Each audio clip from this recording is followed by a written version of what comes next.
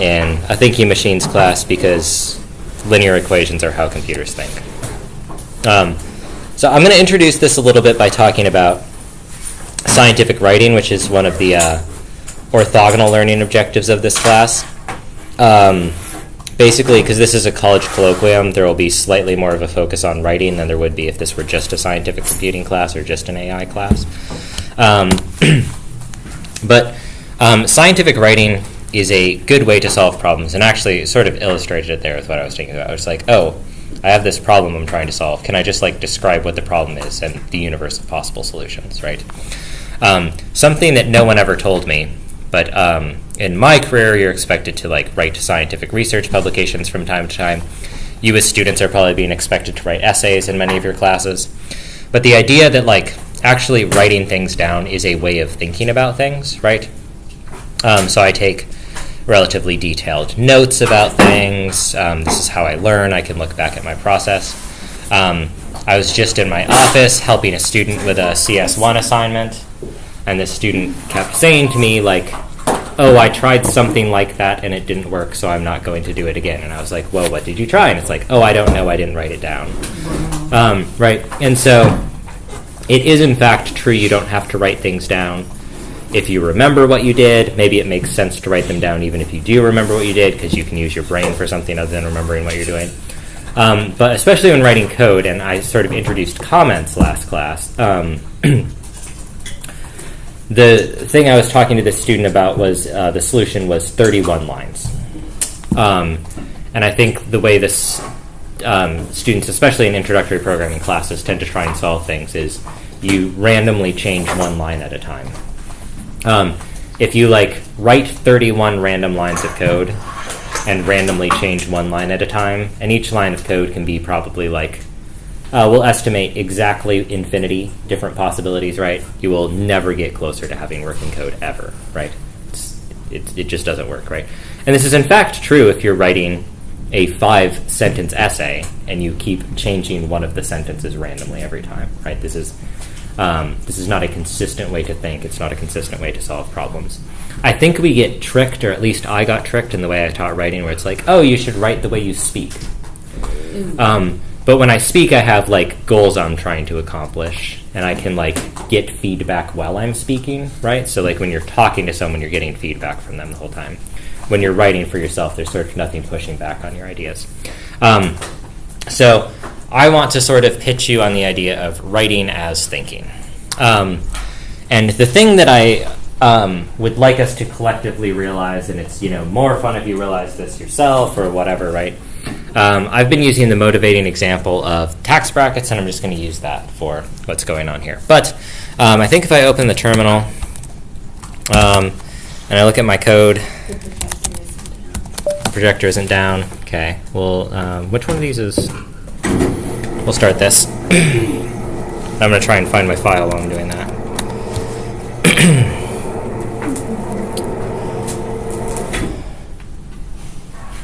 Oh, it's warming up. Are you all warmed up? Yeah. It's actually, yeah, it's cold outside. It's colder out? Yeah. I feel like I'm not sweating today. That's good. Yeah. I don't want to be slimy. But when you're sweaty, you can fit into tighter places because you're like slipperier. Yeah. Yeah, I've been trying to sweat like lipids instead of water, so I'm even slipperier. But apparently you can't just voluntarily decide what the chemical composition of your sweat is. Because I thought if I could sweat like petroleum jelly, that'd be really cool. Right? Right? So like imagine you are running away from, and we'll just pick a random profession, someone who's a police officer, right? So you're just randomly running away from a police officer. Perhaps, I don't know what another random profession would be, a security guard, right? So you're running, right? And like they're catching up with you, and they like grab onto you, but you've been running, so you're sweaty, and like you're covered in petroleum jelly, right? Like there's no way they can hold on to you, right? Professor, are you trying to tell us something you're plotting? No, right? And so anyways, so you're like running, you're covered in petroleum jelly, and then like, oh, like maybe there's like a pipe under a bridge or something, right? Because you're covered in petroleum jelly, you can like slide right through the pipe, right? But then wouldn't you have to digest a bunch of petroleum jelly? So that's the part I think I got stuck at, right? So Yeah. you'd probably have to ingest large amounts of petroleum products. I was filling up gas before class today, and it's like, wow, that stuff does not smell like you want to drink it, right? I hear if you drink gasoline, you get sick. I didn't check. That's what they want you to think, right? Maybe you just get really hyped up, right? Maybe they're trying to hold us back.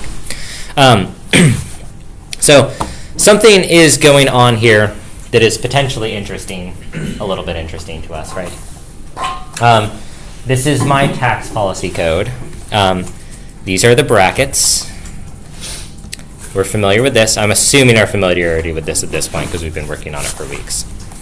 I'm going to start with $0 of tax, and then for each bracket in the tax policy. So I'll look at each one of these brackets one at a time.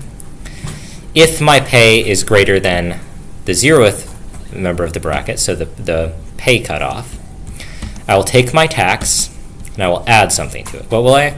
I will add pay past where the bracket starts, and I will multiply that by the bracket, and this is called the marginal tax rate, but the tax rate for the bracket. So every dollar past $415,050, I pay 39.6 cents on the dollar, right?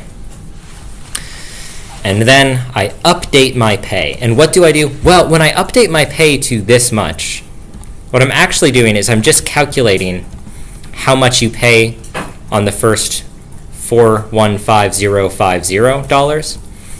So one way I can think of this is not that I have to go through every single tax bracket and add things up every time. What I can actually do is find out, oh, I'm going to multiply this number times how much money I have, and then I'm going to add or subtract a number from that value. So what this really is this is a linear equation. It is of the form I learned in 8th grade, which is y equals mx plus b. Y is the tax. M is how much my tax increases per additional dollar I earned. X is the number of dollars I earned, and then B is the difference I get from just every dollar being taxed at the same rate. So my first dollars are taxed less, which means I am paying less than if I paid 39.6 cents on every dollar, which means B will be negative. So what I'm actually paying is the number of dollars I earn times 39.6 minus some value. And I can figure out what that value is. So I'm going to step through that process today. So here is one way I looked at this, and this is when it occurred to me what I was doing. I'm adding something, and I'm implicitly subtracting something. So if I factor this out, right, that's in Smallify. Oh, I'm pressing the wrong button by accident. Okay. So we can Smallify this.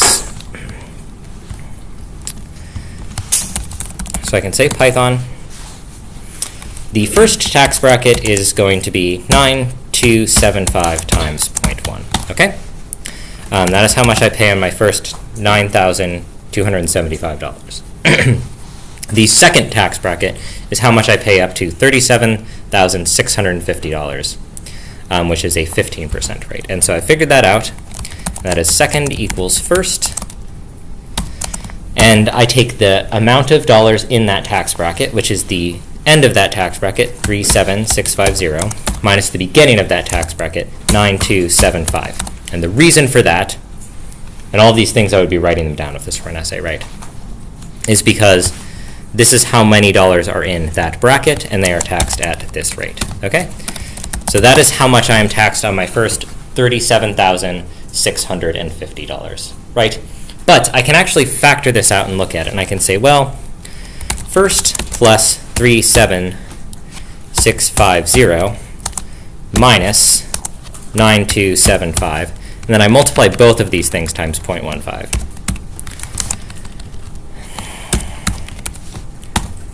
And that's going to give me the same value. So what's actually going on is for any amount of money I'm making in the second tax bracket, I can figure out first minus 9275 times 0.15. I'm essentially getting that many dollars off on my taxes, and I'm paying 15 cents on every dollar on the taxes, and these values are equivalent. So we imagine I'm making $20,000 a year. So we'll say pay equals 20,000. This is, we'll say 30,000 because it's a slightly larger number. It's pretty close to the middle of the bracket.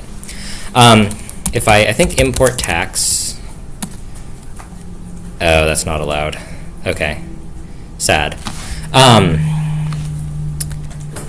don't have it here. That's okay. So I can calculate the pay, or the tax on the pay in two ways. I can say pay times 0.15 minus 463.75. And that's going to be some value, and we'll say that this is the mx plus b pay value. So that's the mx plus b value. Or I can say I'm going to take $30,000 minus 9275, and this amount is the second bracket tax amount, which is taxed at 15%. And then I also have to pay 92750 times 0.1. What does MXB mean? That's the slope-intercept form that I explained. So M is the change over time, Right. which is 15% per dollar, 15 cents per dollar. X is the pay, and then B is the difference from it just being a linear relationship.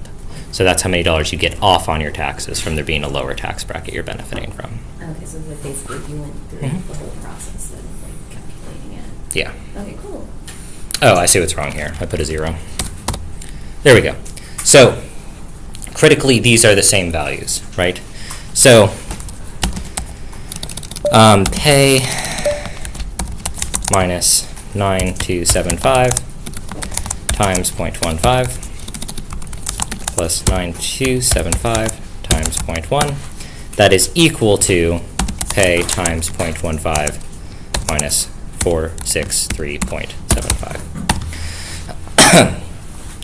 What this means is that when I'm calculating my tax burden, how much I have to pay in taxes, I don't actually have to know anything about the tax brackets.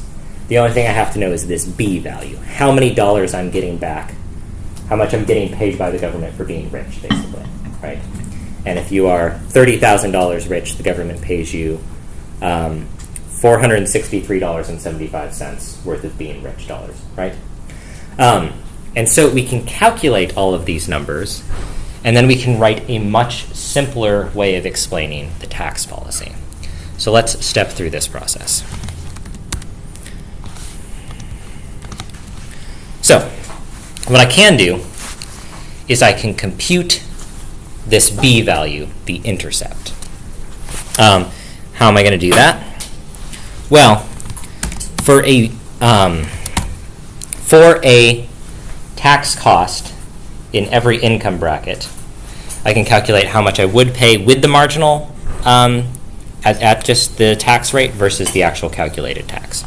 All right, so I think I have something called tax.py, and I can just calculate this. So I can say, what is the, I use Python 3 to invoke tax.py, type tax.py, and then I'm going to ask for each one of the tax bracket dollars, so 415050.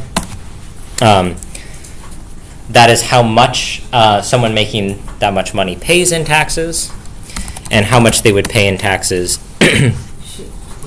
if they didn't have the marginal tax rate is just that value, 415050 times 0.396, right? So then I can just do a simple subtraction. The way I'm actually going to do this is I'm going to write a script that generates all these values. Yes? Sorry, I named the tax bracket, or I named my invent file the same thing, but it still won't open it when I do Python 3 tax.py. So my tax.py is, I showed you what mine is called and what it is. If you don't have one of these, there's like 50 of them on the website, so you can just grab one. The most obvious place it's probably, I don't know, go to this exercise and then look at the example. So if I nvim tax.py, I can I'm going to replace all of the text in this file. I'm going to press D to go into delete mode. I'm going to press Shift G to go to the end of the file. I'm going to go into insert mode, and I'm going to Control Shift V to copy the code from here. I do not feel bad expecting you to be able to find the solutions to homework assignments on the website. They are, in fact, intended to be homework assignments. We have worked on them in class. So it is my expectation you can find these solutions if you need them, if you do not have them of your own, and that is how I found it today. So this is the single tax policy. So I can Python 3, I can import tax, and I can compare the tax.singleTax at 415050 with the non-discounted tax, which is this much. I can take a simple subtraction. 415050 times 0.396 minus, and that is how many dollars. So if you make over $415,050 per year, the government gives you this many dollars back on your taxes in exchange for there being a marginal tax rate. Does that make sense? You do not pay 39.6 on every dollar, but you can think of it as paying 39.6 on every dollar and also getting a check for $44,000. They're equivalent, right? So we can do this for all of the other tax brackets, and we can just look at those tax brackets here. So we can say, what about, I'll just do one in the middle. 190153 times 33, oops. 190150. And so if you make that much money, you get $16,500 back on your taxes. And what this means is that someone making $200,000 a year is essentially going to, is that 200,000? Yes. 16470.75. Oops, times 0.33. So I think someone making $200,000 a year is taxed at this rate. That's roughly a 25% effective rate, right? And I can check that with my reference solution and see that there's just two ways to calculate this same value. So I can convert all of my tax policy into this slope-intercept form, where I can see what tax bracket I'm in. I can look at how much I pay on per dollar, and I look at how many dollars I get back. And this is an easier way to calculate the tax burden. But we have to do a series of calculations to get there. So I am now going to try and write the sort of code that is going to give me that technology, right? So what I have on the screen over here is this is sort of just stepping through the same process I showed you. I can calculate the tax rate in multiple ways, but one thing I can do, because I know how to compute solutions, is I can compute all of the discounts people in different tax brackets get. I can calculate the discount per bracket. This is just the slides on y equals mx plus b. I don't know why this is here twice. There's two different equal signs. That's interesting. And I can give another example of slope-intercept form, which might be easier to understand or more immediately applicable. So some of you are familiar that there are two different ways of measuring temperature. There's saying it's hot or cold out, and then there's using a number, right? But we can also translate between degrees Fahrenheit and degrees Celsius, and that is not the hardest thing in the world to do. So I believe there is, let's see, we'll call this C2F of, I'll use T for temperature. So when it is 100 degrees Celsius, it is 212 degrees Fahrenheit. So somehow this needs to go from 100 to 212. And when it is 0 degrees Celsius, it is 32 degrees Fahrenheit. So somehow I need to do that. What that means is that there are 1.8 degrees Fahrenheit per degree Celsius, right?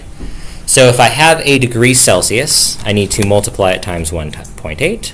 So T times 1.8. So what that means is if I provide 0 degrees Celsius, I will get 0 degrees Fahrenheit. And if I provide 100 degrees Celsius, I'll get 180 degrees Fahrenheit. That's not quite correct. I'm also offset by 32. So I'm also going to add 32 to this. At 0 degrees Celsius, if I multiply that by 1.8, I get 0 degrees, and then I add another 32 to that. At 100 degrees Celsius, I have T times 1.8, which is 180, and I add 32 to that and get 212. So I think this is correct. And what I'm actually going to do, that's fine, yeah. Are you sick? I probably have a bacterial sinus infection, but I'm not sure. Yes, T times 1.8 plus 32. C2 F of 0 of 100. What temperature do we think it is outside today? 60? 70. 70. What temperature outside do we think it is Celsius? 25. 70 minus 32 is 38, divided by 1.8 Oh boy. is around 20. What'd you say? 25. Looks pretty close. I'm going to put in 23 and split the difference. Okay. Well, let's just check the weather. Weather.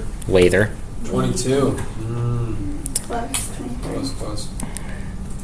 Wait, where do I change it to real degrees? How does the weather work? Oh, Oh, is it somewhere here? You can yeah, press the you see C. the F and the C next to 68. Yeah. Okay, 24 turns into 75. Check it. That's pretty good, right? Does it make sense to you? This is a leading question. The answer is yes. Does it make sense to you how I was able to develop slope-intercept form using a bit of scientific writing, reasoning through the process, and then writing down a very simple solution? Yes. Oh, good. Okay, I'm glad you understand. So we're going to do that same thing with tax policy. Because when I think of things that make sense, tax policy always leaps to the forefront of my mind. Naturally. Okay. One of my favorite ways to use Python, NeoVim, and the shell is to compute some numerical values. We often call this in computer science pre-computing. There's values you only have to compute once, and then you can use them in your functions forever. An example of pre-computed things is there are Spotify playlists that are assembled from what many consumers are expected to like. It is expensive to train a computer to guess what humans want, but you can do it only once and be pretty good for everyone. So I'm going to compute some numerical values. I'm going to compute them about tax policy, not about Spotify. I'm going to run the script that computes the intercept values. And I'm going to output the results to the shell. I'm going to take that shell output and I'm going to save it as a new file. And then in that new file, I'm going to edit that file to contain the slope-intercept calculation of tax policy. Do all those steps, you understand that I'm doing a two-stage process to have a simpler solution at the end. Your eyes are all completely glazed over. This is like very cool, right? It might not sound cool because you might not be listening to what I'm saying correctly, which is the only reason this wouldn't seem cool. So I was going to make you do this. I'm looking at you. I'm going to do this, and you're going to watch, okay? But you're at least going to follow along and make a good faith effort to understand what's going on, okay? We're also down 90 planned minutes because of the missed days. Okay, I'm going to write a Python script called points.py.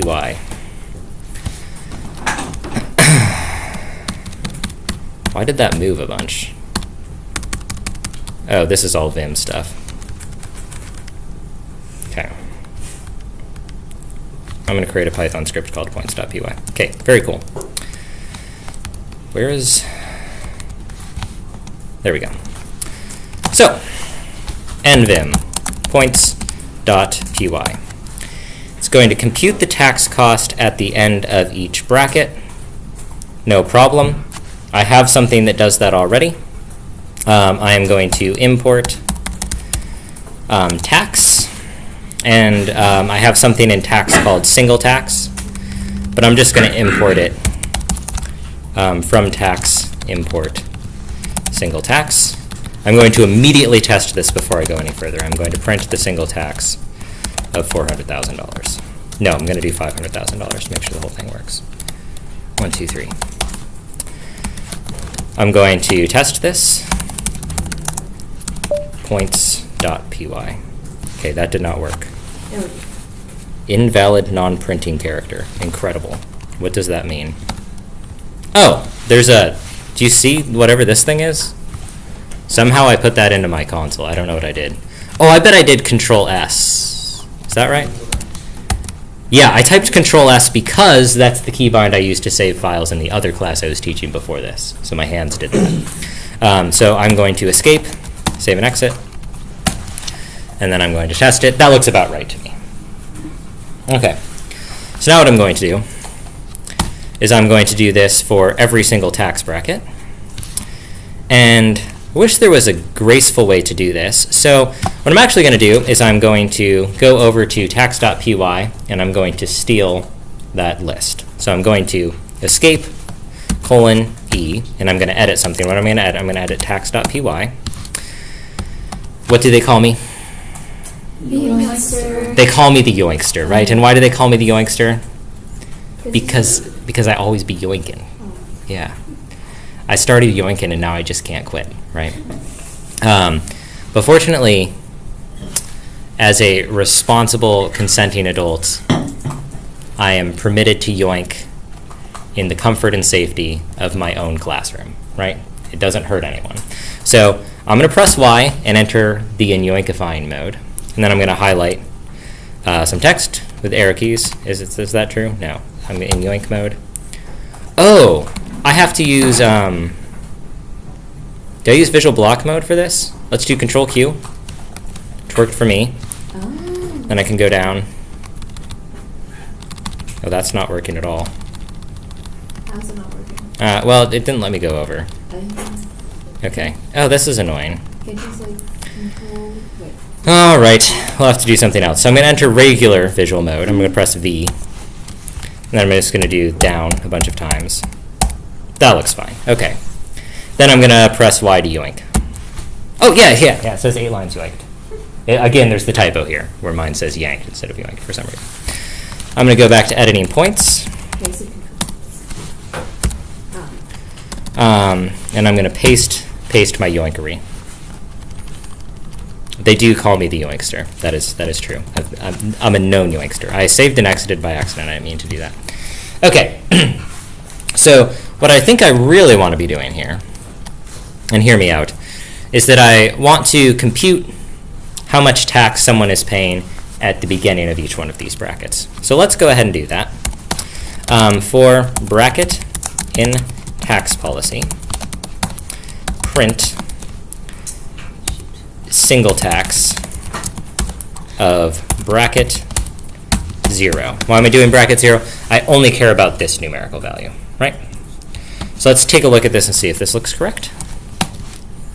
Python 3 points.py.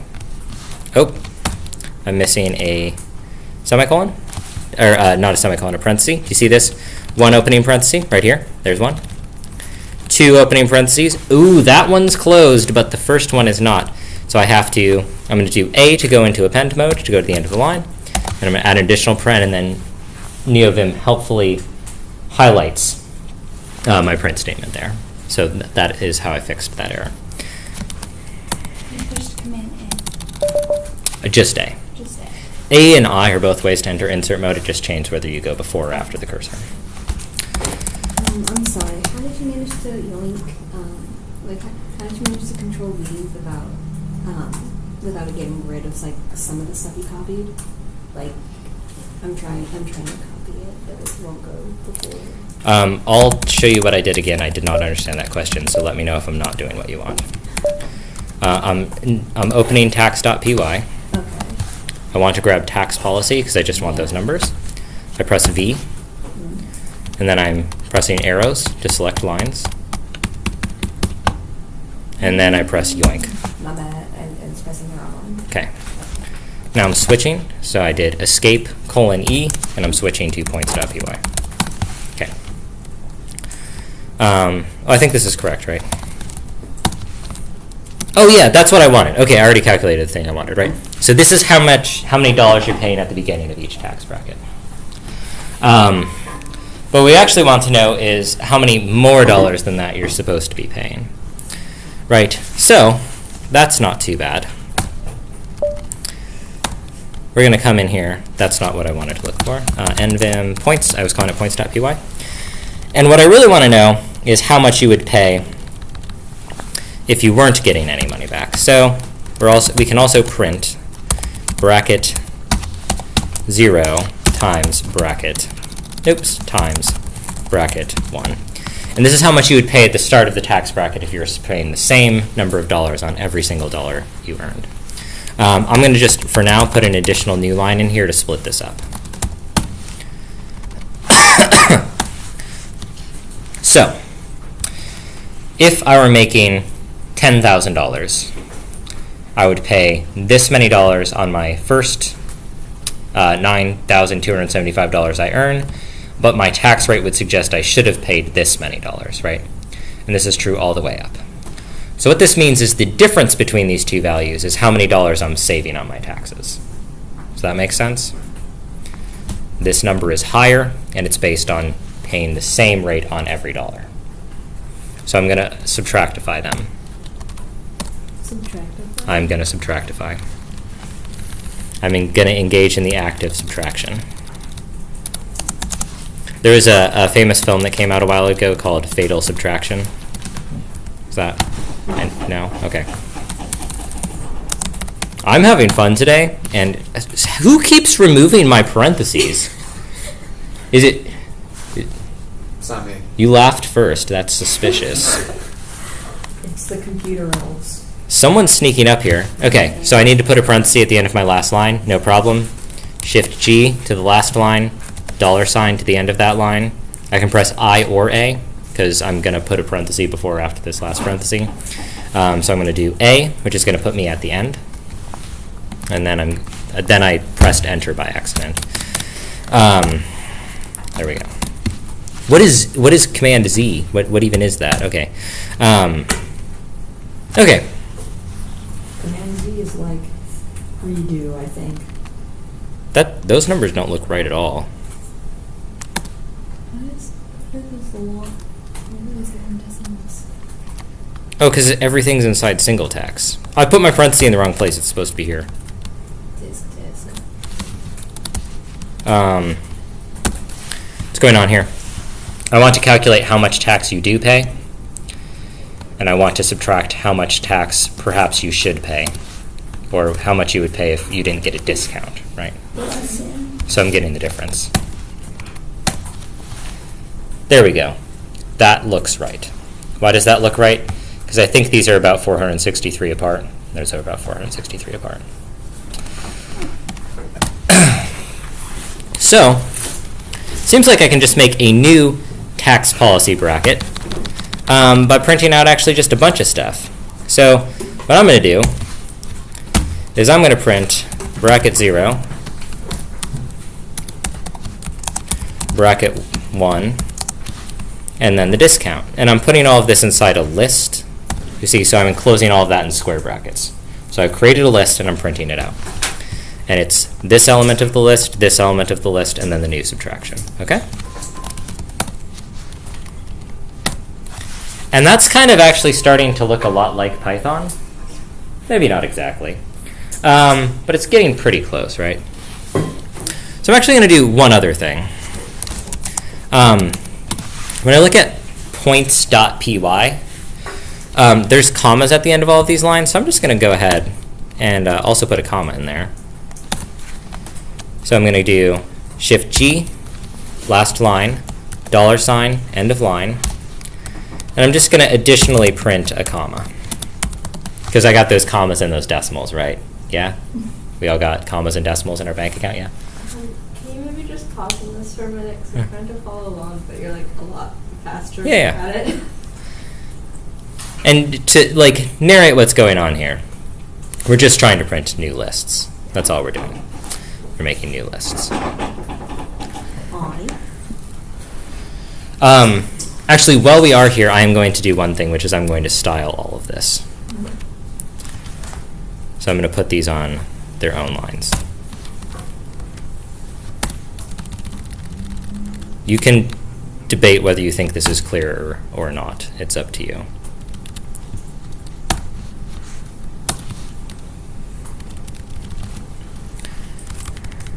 And so that's how I view what's going on. I think that's still going to work. Interesting.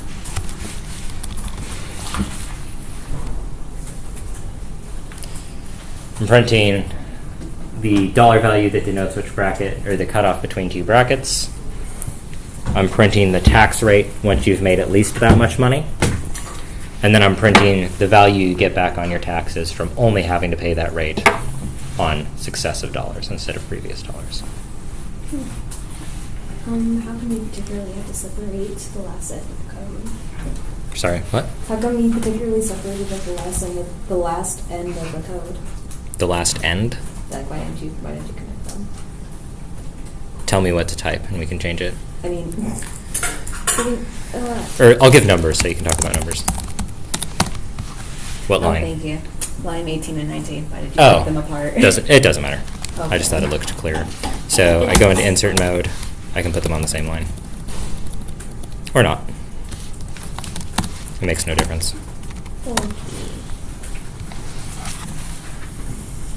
And I just put the comma there because it's much easier to do commas there than not. Does the comma make a difference? It's going to make a difference in a minute because I'm going to put this into a Python file and I don't want to manually add the commas. It's easier to add it once than 6 times. You good? Okay. I'm saving and exiting. I created this thing which looks an awful lot like Python, so I'm just going to save that in newtax.py. That's all. Why did that not work? Oh, because I did envim. Oh gosh, what a disaster. Okay, I'm going to Python 3 points.py into newtax.py. And I'm going to envim newtax.py. Okay, this is going to be weird. I'm opening a file that I already created, right? I don't think you've necessarily seen me do this before, but I used a script to write text to a Python file, and now I'm going to go in and edit it, okay? This is the stuff I just calculated, and now it's in a Python file, okay? I'm going to turn this into a list. I'm going to say tax, I think we call them brackets, equals this. And then I'm going to go down here. This last line doesn't need a comma. I'm going to enclose this all in a list. This indentation doesn't look great to me, so I'm going to fix it with block mode. So I'm going to do Control Q, a bunch of ups. I'm going to do Shift I to insert. I'm going to do a tab to indent, and then I'm going to do escape to spread the indents everywhere. And this is how I'm going to pre-compute values with one Python script and use them in another Python script. I suspect there's some part of that one of you would like to watch me do again, so I'm actually just going to do the whole thing again, okay? All right, so the way we're going to do that again is I'm going to exit out of this, and I'm actually going to send new tax to the shadow realm. Does anyone want to say any words for new tax before we proceed? They were so easily understandable. They're so easily understandable. Okay, so here's points.py. It's going to print out something that looks a lot like Python lists. I'm going to show us what it's going to print out. That's what it prints out. I'm going to take that text it printed out and I'm going to put it in a file using this key. That's the redirect. It's going to take the things I would print, and instead of printing them at the console or the terminal or the command line or whatever we want to call it, instead of printing them out, it's going to write them to a file. I'm going to call that file newtax.py. I can look at newtax.py and see what's in there, and it's the same thing. but I can go in and I can edit that file. So I'm going to do so. I'm going to nvim newtax.py. Okay? This thing is basically what my tax brackets are supposed to be, so I'm going to dress it up in a little bit of Python to get it to look that way. Okay? So the first thing I'm going to do is I'm going to go into insert mode. I'm going to say I'm going to call this brackets, and then I'm going to use single equals assignment. This is not a well-formed Python list, which we can tell by the highlighting, right? So I have a bunch of Python lists next to each other, so I'm going to enclose this all in brackets. And you see that's how it should be indented. And then I'm going to come down to the end, and I'm going to do a closing bracket. And so we see that that whole thing is now a list of lists. We good? Why is just the first line indented and not the other ones? It auto-indented when I sent it to a new line, so that just happened. And I'm going to show you how to deal with that. Okay, so this looks bad because only the first line is indented. They're all invented. And so I get to use, this is actually like a little treat for Calvin's, right? I get to use visual block mode, right? And I think we can all agree we love visual block mode, right? So I'm going to press Control Q. I'm going to press the up arrow a bunch of times. And I want to indent each of these lines, so what I need to do is I need to insert a tab character. Because I'm in visual block mode, I don't just press I press Shift-I to go into special insert mode. I press tab. Oop, I need to press tab twice, it looks like. And then I'm going to press Escape, and it's going to populate those tabs to all of the lines. Oh, wow. Yeah, right. You were all supposed to say wow. Only one of you got it, so that's okay. Here, I'll say it. Wow. Okay. Wait, could you put them all not indented? Like, or because it indented automatically, you have to make all of them indented? Oh, I don't have to do anything. I just do this for clarity. Oh, That's an answer. Yeah. All right. Well, there's nothing left to do but to calculate our taxes, right? So I think this is single tax of pay. Now it's pretty easy. For bracket in brackets, what am I going to do? I'm going to check each bracket. If pay is greater than bracket 0. So what does that mean? I keep pressing Control S, which is not a useful thing to do. I'm going to check to see if my pay is high enough to qualify for this bracket. That's all I'm doing.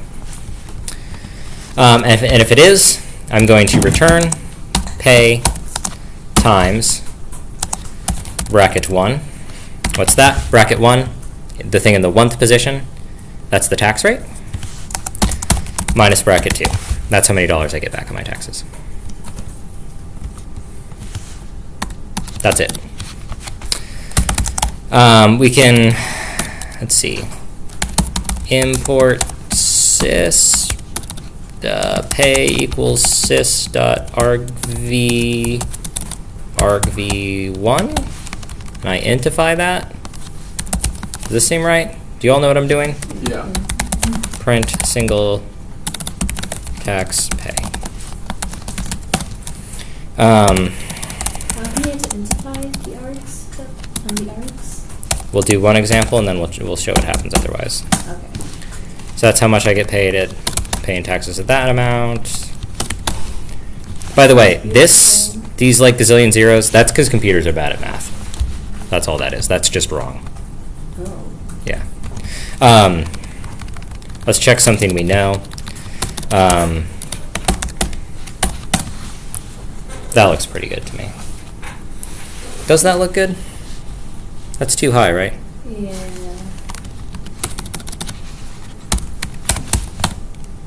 That's pretty interesting. What happened? Yeah, so what is happening here? So I only check down to the lowest tax bracket. So I need to deal with the case someone's not in the tax bracket. In which case they pay at pay times 0.1. There we go. That's fine. This still looks too high, right?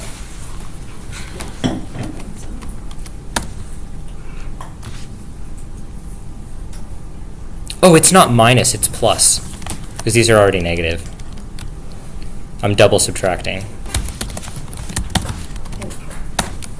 That's right. That's right. I remember seeing that number before. Right. Okay. You asked about intifying. Mhm. I'm leaving it in parens. It doesn't matter. Great, it breaks it. And why is that? Because sysargv is not a number. Right. It's a word. Right. It happens to be a 4 followed by 5 zeros, but it's not mathematically meaningful. So I turn it into an integer by asking nicely. It is worth noting. Who keeps... Was it you again? No, it wasn't. I promise. It wasn't you that time? We're all trying to get to the bottom of who's typing with my hands. Okay. It's worth noting that if you put something here that's not an integer, you will still get an error, because Python doesn't understand that blargoo is equal to 6.7, even though we as humans all understand that, right? I've never once said blargoo without referring to the numerical value 6.7, so I was surprised that Python didn't know this, but in fact it didn't. Anyways, that's what we're supposed to do for today. So how many of you have done this successfully so far? Cool, you have 10 minutes figured out. Oh God. I keep having opening No, you don't have no idea. It's like there's... No, I have a little bit of an idea. There we go. Okay. You make the file in Vim, and then you transfer it to Python. I did make it that. Sure, yeah. That's the way to describe it, yeah.